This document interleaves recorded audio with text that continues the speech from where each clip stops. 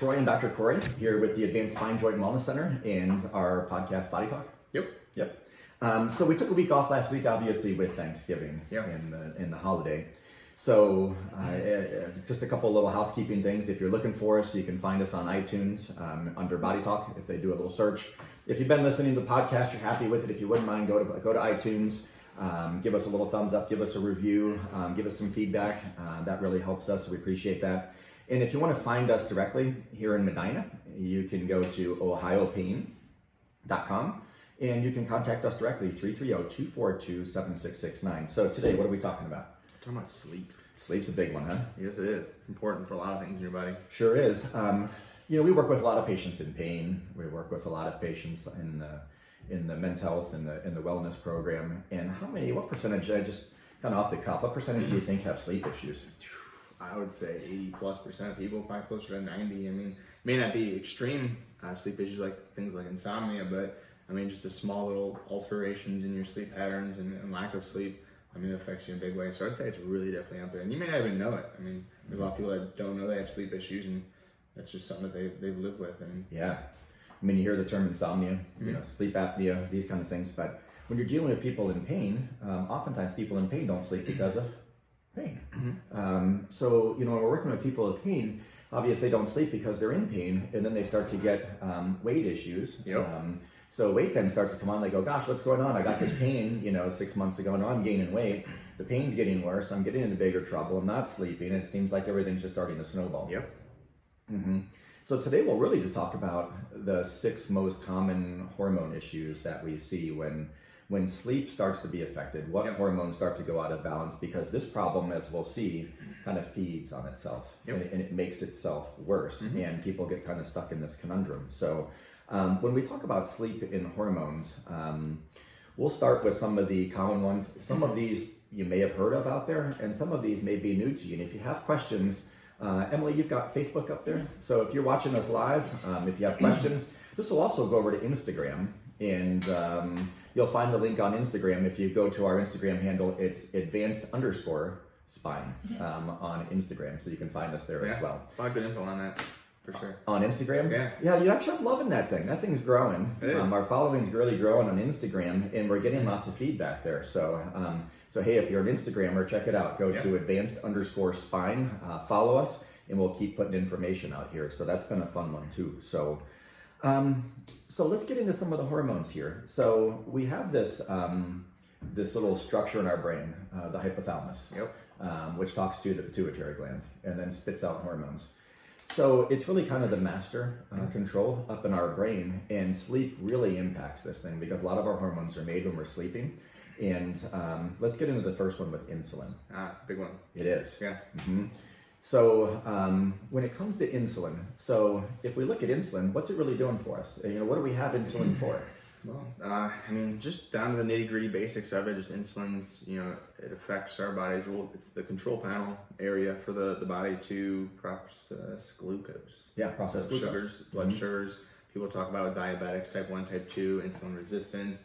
Don't have any insulin because of pancreatic issues or things like that. But just, if you can't process the glucose, your body can't, function properly by any means. And you start seeing some weird effects. Yeah. I like to refer to glucose as kind of like the key to the cell. If a cell has a little door on it and we need to get, sugar inside the cell, insulin's essentially the key that opens up the door to get glucose in, so we can then use it, metabolize it, and also have energy. So it kind of helps in that Krebs cycle. Remember that thing? We did a lot of that in school. Did you memorize that thing, by the way? We had to semi-memorize it. Can I spit it out to you now? Probably not. My kids always get upset about things they have to memorize in school, and it's funny. I think back, I'm like, Krebs, what good did that do us? Yeah, Sorry to spin you off there. You're good. So back to insulin. It just brings back PTSD of things we had to memorize in school. And just like the hours of sleep, like we're talking about loss, just studying that stuff was just, oh my goodness. Yeah, that could cause insomnia in itself. But it also, if you really get into it, can be a great sleep aid. If you want to really sleep well, go study the sleep or the Krebs cycle. That thing will knock you right out. But back to insulin. So, insulin's basically the key that opens up this door and helps glucose get into the cell. Yes. But when we sleep poorly, well, what happens to insulin? What does that do to insulin? So it's a very common thing. People call it, here it's insulin resistance. Insulin resistance. So it's the body's not being able to, process, like you said, that glucose properly. I mean, if you lose the key to the cell, I mean, you're in some big trouble. If the door can't be unlocked, you're not getting the sugars you need. Things become out of whack. Blood sugars become all sorts of topsy-turvy, and it just, it can lead to some catastrophic issues. Biggest one is type 2 diabetes. People think, oh, it runs in the family. Okay, people in your family may have had it, but it's a very big thing in diet and making sure that all of our hormones are in check, because insulin resistance leads to weight gain. Weight gain feeds back into the whole, other big catastrophic issues with the body. And then, type 2 diabetes comes into play, and then you can, it's just the sky's the limit on how bad that wants to get. And so it's a very delicate balance. So making sure that, things that we eat, the body's recognizing and processing them properly is really important. Yeah, it's really funny, if we start to develop this insulin resistance, if the cell isn't now responding to insulin, or the key to open up the door to get this blood sugar in, blood sugar's got to go somewhere. Yeah, and where does it usually go? We're going to start storing it. Yep. So, people that sleep poor, or, in our society, we tend to wear, the badge of busyness. I'm busy. We're all busy. We are always busy. Hey, I get up at 5 o'clock in the morning. I don't go to bed until midnight. Well, that's good and all, but a lot of people who are working out and exercising really, really hard, trying to lose weight, but they're burning the candle at both ends, typically don't see a lot of results either. Yeah. Because they are putting themselves into a little bit of insulin resistance, and that blood sugar has to go somewhere. So even though you may not be diabetic, you may not have overt, elevations in what's called the A1C, which is a way we can measure insulin resistance. You're still going to turn yourself into a bit of a fat storer. Yeah. And that's bad. People think you can just remove fat cells from your body. I mean, they exponentially grow, but when they get to a point, and you start creating more fat cells to store fat. So once those cells are there, I mean, people have surgical procedures to remove them, but actually removing them from your body is, pretty hard to do. And it's, you get to the point where you get a bunch of fat stores, you can lose as much weight as you want, but you still have those fat cells there. So it's a very tricky process there, and just making sure we don't get out of control and get fat. Yeah, we can't get rid of all of them. No. We can't take them all away. No. But insulin resistance, that's the first thing we see, with poor sleep. And if you're not diabetic and, sleep is poor, it can lead to prediabetes or diabetes. It's actually one of our number one risk factors, is that poor sleep and insulin resistance also come with other complications. It can lead to heart disease, high blood pressure, things like this. So it starts to send us down this cascade of early disease process and some of the chronic metabolic disease. So it starts to send things down. And I use that word metabolic. Holy cow, we're running out of time. I know, that's what I'm trying to think. We got 6 We only got through number one. I know, 10 minutes on number one. That's what I'm trying to think. We got to move. Got to pick up the pace. That's okay. But it does start to send us down this metabolic, pathway. So we're starting to now affect our metabolic system. So that'll lead me into number 2 then, which is the thyroid, which is another part of our metabolic system. Yeah. It's interesting, that we talk about each of these separately, individually, but they all actually play into each other in a certain way. So your thyroid, if you increase that thyroid stimulating hormone, or TSH, what people call it, you're gonna have a decrease in, metabolism, fatigue, things like that, which, plays back into the first one we were talking about, gaining weight. Well, if you have no energy to lose the weight, or to, improve your sleep or things like that, you're just gonna start, snowballing, a little further. So it's a very delicate, like I said, I use delicate balance a lot. It is, making sure that these don't play on each other and get even worse. But like you said, the thyroid, it deals with a lot of things, and once you start changing one hormone, those hormones affect other hormones, and it's just a domino effect. So yeah, I like how you say that, because these two that we're talking about first, the thyroid, which starts to become sluggish as we get poor sleep, and that's that's basically driving our metabolism, our ability to burn, and we're slowing it down with poor sleep. And if you think about insulin resistance and a slower thyroid, those things are making us gain weight. So now we're affecting insulin resistance, and we're affecting the thyroid. That then plays into these next two, which we'll talk about, because the next two then really begin to stimulate appetite. So if we're putting ourselves into a fat storing state by altering the insulin and now altering our thyroid metabolism, let's talk about leptin. Okay, so there's leptin and ghrelin. So leptin is your, the being satisfied hormone. When you eat, your body obviously, and once your stomach hits a certain expanding. Your body releases the hormone saying, okay, you're full. Well, if that is gone, which sleep deprivation causes a decrease that hormone, your body can't send any hormones out to say, hey, you're done eating. Right. And when that happens, we can get more ghrelin, which is the hormone that's released when you're full or hungry. Will actually cause this hunger. Yeah. It's when you're empty stomach. So it's not having one but having the other. You're just going to keep on eating and not really know when to stop. Sure. So.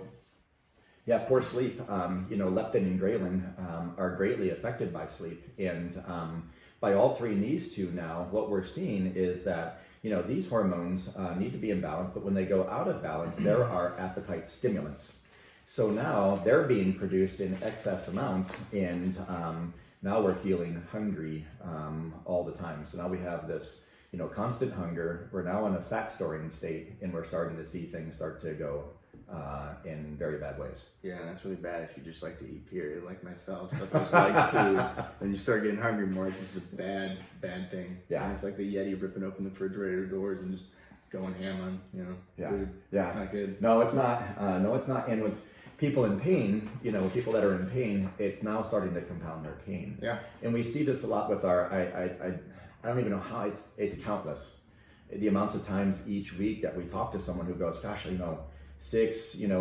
months ago, I got this back pain, this sciatica issue. I was active, I was running, I was doing these things. And now that I've gotten it, I've gained 25 pounds, and now everything's going south. My pain's getting worse. I don't want to move. I'm just gaining more weight. And what do I do? How many times do we see that a week? It's a lot. I mean, it's extremely common. I mean, you have emotional eating, things like that. But people, when they get hungry, they eat anything, and the inflammatory foods doesn't help the pain at all either. So it's too common, I would say. Sure. Something definitely need to get that under control, and we just do as best can to educate people.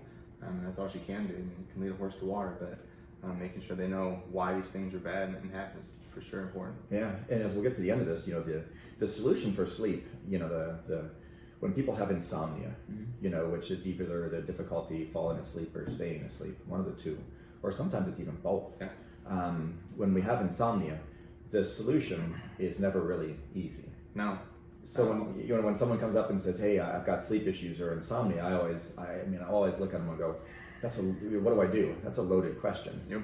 And most studies tell us that how many people will at least go through some degree of insomnia in their lives. It's actually 4 out of 5 Americans at some point are going to deal with insomnia. Yeah. That's a lot. Yeah. And the amount of things that can affect it and reasons why are even more out there. So it's like, okay, there's a lot of people. Not everybody's the same. How do you treat it? How do you treat it? That's right. And a lot of people look for kind of the common way to treat it. Well, it's never the same. Yeah. So when we see these sleep issues and chronic pain issues and things like this, here's a big one: fibromyalgia. Yeah. How many patients with fibromyalgia don't sleep? A lot. Most of them. Yeah. I would say at least 90% of patients with fibromyalgia don't sleep. And patients with fibromyalgia that don't sleep, what happens to their pain? It gets a lot worse. It gets a whole lot worse. Boy, these things just complicate themselves. Let's talk about cortisol. Okay. Everybody's heard of cortisol. Yep. I mean, I don't think there's anybody on the planet or anybody out there listening that hasn't heard of cortisol. Talk about that one maybe a little bit. Well, plain simple, it's produced in the adrenal glands.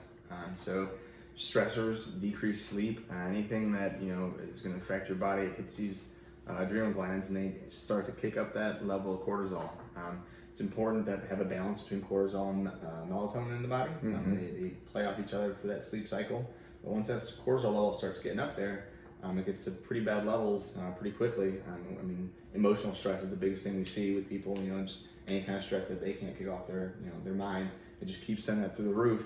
And then you got issues falling asleep, staying asleep, and then if it continues to go on, and you almost get a suppression of the melatonin, you start losing your circadian rhythms. You get to that chronic lack of sleep. It's just, and people think you can sleep the next day, extra 20 hours to catch up to it. Sure. It's not that easy. It takes weeks, months to get this back into rhythm. So it's a very delicate balance. And we talked a couple weeks ago about adrenal fatigue. So when you keep weighing on those adrenal glands and they keep producing cortisol and other stuff, you're going to wear them out. They're just going to get burnt out. And you do need cortisol in your body. It's definitely needed. So if you burn out and then you start dropping plummeting levels so you don't have any, now you're on another big issue. So it's And you have that big scary. issue, and when you start to see adrenal fatigue, I'm glad you mentioned that. And I'm glad that you mentioned the balance between cortisol and the melatonin, because that's usually the go-to. A lot of people with sleep issues, first thing they do, what do they do? Grab some melatonin. Melatonin. Right, but if the cortisol levels are still high, we're still going to have issues. But then you can get into this adrenal fatigue. I think this is a really good point because, adrenal fatigue, when we get into adrenal fatigue, then our adrenal glands are going to make some other things. So if we've been stressed for so long because we're not sleeping and burning the candle at both ends, or just, true insomnia, difficulties falling asleep or staying asleep, 4 hours of sleep or less a night, we're going to start making some other chemicals, stimulants. We're going to start making some catecholamines. So you're familiar with those, big fancy word, epinephrine, norepinephrine. So these are basically your body's natural stimulants. They're like caffeine, essentially. So that is your true fight or flight. If a bear were to walk in this room and wants to eat one of us, we're all going to make some epinephrine, norepinephrine. Whoever makes the most and runs the fastest is going to win. Whoever makes the least and runs the slowest is going to lose. That's your fight or flight response. And we're making these catecholamines, but if we're making them in excess throughout the day and our cortisol levels are just depleted, what do patients feel like at night if they have excess epinephrine and norepinephrine? Jittery. Yeah. They can't seem the restlessness. They can't seem to just calm themselves. Increased heart rate, stuff like that. And then you start getting scared, you're having heart problems, and it's just, it's Feel like you're going to have a heart attack. You may have anxiety. Like a lot of people will feel anxious because it's a natural stimulant. Put your head on your pillow, and it's almost like you can listen to your heartbeat. You can feel kind of your heart race, and you may get kind of little skipped beats or a little premature, what are called atrial contractions. You get little missed beats, things like this, because caffeine does that to you too. It can cause little missed beats in the heart. And that tends to feed then the psyche abnormally. When you start to get these things, you go, what am I doing? Am I dying? Am I having problems? Am I having a heart attack? What's going on? Now I'm getting anxious. And it feeds into some anxieties too. So, adrenal fatigue really makes people feel crappy, and they can for years run around seeing doctor after doctor after doctor after doctor going, what is going on with me? And I would guess that, there's probably at least 80-90% of people with fibromyalgia and true chronic pain. You've been in pain 5-10 years, you're not sleeping, you're in adrenal fatigue. No question. No, for sure. Our last little group, how are we doing on time? How are we looking? Let's see where we are here. Holy moly. We got about 10 minutes. Yeah, not doing too bad. So our last little group of hormones that get affected, and I work a lot with these in our men's health program. And men and women's health, if you're interested in men and women's health, we'll plug here. You can find us at Advanced Age Management. And our website there is LOWT, so LOWT Ohio.com, if you're interested in getting hormones checked. That practice is actually internal to this practice, so it's right here with us. And we have a young character named Nick who runs that program, fun guy. So our sex hormones. So our sex hormones, basically, there's a handful. But we'll talk about 4. Let's first talk about growth hormone. Okay. Because I think growth hormone is really important. It's one that we use a lot in the anti-aging program. And growth hormone, what does it do for us? Healing, big time. Healing process. It's funny you mentioned that. Like, I even tell people up on the floor in the active treatment when people plateau. Like, well, why am I not healing? Am I not doing the exercise right? This and that. Am I not building muscle strength? I'm like, well, there comes a point where we have to look at what's going on inside our bodies. If you want to bake a cake, you got to have the proper ingredients. That's a great analogy. If you want to heal, you got to make sure there's the macro, micronutrients, the hormones. So that growth hormone you mentioned, making sure it's there. I mean, not too low, not too high, but there to promote healing within the body. So the cells, anything that might be damaged going on, it's really important for that healing process. Yeah. In growth hormone, when do we make it? Sleeping. So if we're not sleeping, guess what we're not making? Growth hormone. So growth hormone really is significant. And when you hear the name growth hormone, oftentimes you think of that hormone as like bodybuilding, right? So Lou Ferrigno, all these big boys, Arnold Schwarzenegger, big guys using the growth hormone for bodybuilding. It can be abused. Growth hormone really, in my opinion, and Dr. Coca says this all the time too, really should be called healing hormone because that's what it does. It's our healer. But it does some other things for us too. Growth hormone helps in our sleep cycle. So when we have adequate amount of growth hormone, we sleep better. But if we don't sleep, it's another hormone that becomes produced in less levels. So we don't see as much growth hormone. But you had mentioned growth hormone helps us heal, so joint aches and pains. And it also helps with lean muscle mass. So if we don't have growth hormone, then again, we're seeing another hormone that can start to cause some weight gain. Yeah. So growth hormone's a big one. Another one that's made at night, testosterone. Ooh, yeah. That's a good one. Yeah, what do we need that one for? A lot. People suffer with like low libido, so that sex drive just plummets to the ground. Energy, it's a big thing. You need energy to function throughout the day. So if there's no testosterone, there's no energy. Yeah. And then during stuff's important because, all right, you doing stuff at home, you can't concentrate at work. If you're doing stuff that could be potentially dangerous, if you're doing a job that you can't concentrate on the road and work in heavy machinery, you could hurt yourself or somebody else. Yeah. So it's kind of laid in the background. People always think about the sex drive and not having energy, but that concentration is important. I mean, you got to really be at hand when you're doing stuff, and if you can't do it, you're in trouble. I think you're right in that you testosterone kind of in the community or out in the general world gets kind of a bad rap. Yeah. Everybody think that maybe taking testosterone placement, which is beneficial for both men and women. Yeah. It's more of a quality of life hormone, so it helps with the mental clarity, helps with fatigue, joint aches and pains, sleep quality. People with lower testosterone levels. Have less sleep. So again, another hormone that when it goes down affects our sleep cycles. It drives libido. It drives quality, stiffness of erections for men, lean muscle mass, recovery from exercise, tolerance for exercise, anxiety, depression, depressed mood. There's a lot of patients out there that have been on antidepressants. And I see this a lot in the anti-aging program. A lot of men come in and they go, gosh, I just been feeling, just off, like my mojo. Remember Austin Powers? My mojo. So they just kind of lose their mojo. No drive or motivation. They get home. They really don't want to do anything. They don't have libido. They want to engage in things. They just kind of feel distracted at work. And they see the family doc, and it's just put them on a antidepressant. And this oftentimes happens with women too. And then what happens with antidepressants? Number one side effect: weight gain. Poor sleep. So they both affect sleep and weight. So it tends to be an issue there. And since we're short on time, basically our last two, and these are hormones that are needed for both men and women too, at least one of them, estrogen. So estrogen's important.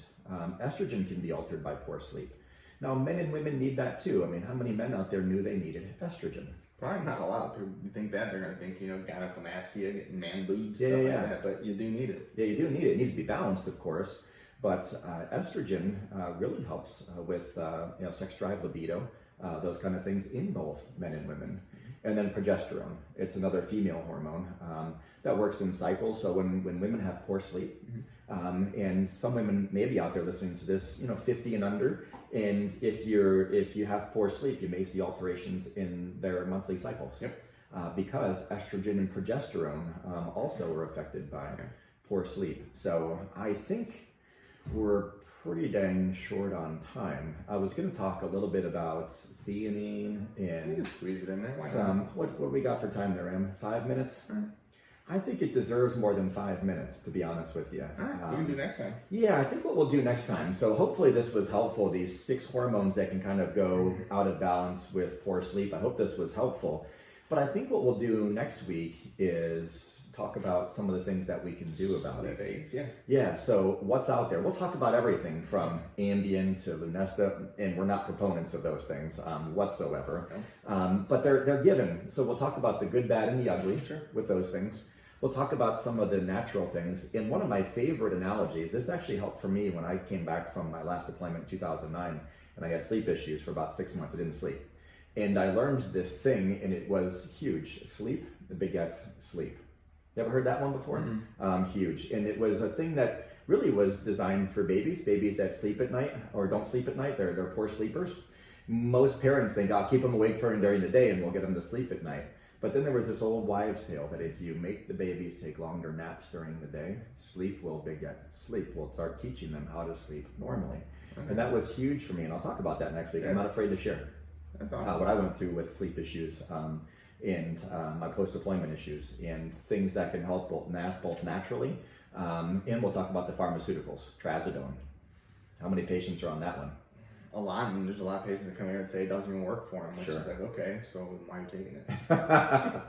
Well, and there's a lot of alterations in it. We'll talk about interactions with other medications, things like that. It'll be a fun talk. We'll talk about all the potential sleep aids and things that can be done to help with sleep, because patients that sleep are healthier patients, less insulin resistance, less risk of cardiovascular disease, high blood pressure, weight, healthy weight, management. Even So better, they're happier patients. they're happy. Yeah. I mean, being happy is at the end of the day is what you want to be. I mean, Yeah. whether it's getting rid of pain, sleeping more, meeting your goals, just being happy. How happy are you after like 3 or 4 days of like bad sleep? Not very happy. Not very happy. No. Nobody is. No. If somebody says they are, they're a big fat liar. You're probably. I think you're probably right. I don't think there. Yeah, there's not a lot of people running around that are with poor sleep that are generally feeling a sense of well-being. So, final thoughts on hormones and sleep. I don't know. I'm doing final thoughts all the time. Let's you take this. Yeah. Final thoughts are: listen, if you're experiencing poor sleep from insomnia, difficulty staying asleep, falling asleep, and you just feel kind of stuck in this cycle, the first thing really to do for it is we've got to start finding out what's going on. So there's a lot that needs to be done from a history, and usually a pretty extensive lab draw that should be done to really look at all these hormones. So if you're out there, you're kind of wondering, where do I go? Get your hormones checked. Get a good history done. If nobody's listening to you, get on in here. Go to ohiopain.com. The other website you can check out, lowtohio.com. So that's lowtohio.com. And again, you can find us on iTunes. We will see you next time. I got one more. I actually have a plug. There you go. So till the 13th of this month, we're doing a Toys for Tots. Hey, all right. Good I think that's call. really important. There's nothing worse than a kid waking up on Christmas morning without a toy or a gift in general. So if anybody comes in, or if you just want to come in and stop in and drop off a toy, hey, why not come in, see the clinic, stuff like that. Yeah. New toys doesn't have to be anything big or expensive. Could be a stuffed animal, but nothing worse than a kid not having a gift on Christmas. So we're definitely trying to push that a little bit and get as much as we can for them. Dr. Cory, I love it. I'm going to add this in here. I'm going to up the ante for anybody that's out there listening. If you're a patient here or not a patient here, it doesn't matter to us. You bring a toy on December 18th, right? I think Is the the 13th Christmas is party? Well, the 13th is the last day, but our Christmas party Is the 18th. I'm certain of it. So December 18th is a Wednesday. Okay, so bring a toy in here, drop it off. Doesn't matter if we have the box or not. We'll take it to the Marines. Okay. December 18th, we're having a little Christmas party here in our office. You drop off a toy, we'll give you a free 30-minute massage. So we'll up the ante there. Final thoughts on that one? Oh, I like it. That's a weird final thought. Great. We'll see you next time. Sounds good. Good job on that one. That was fun. Yeah. That was good.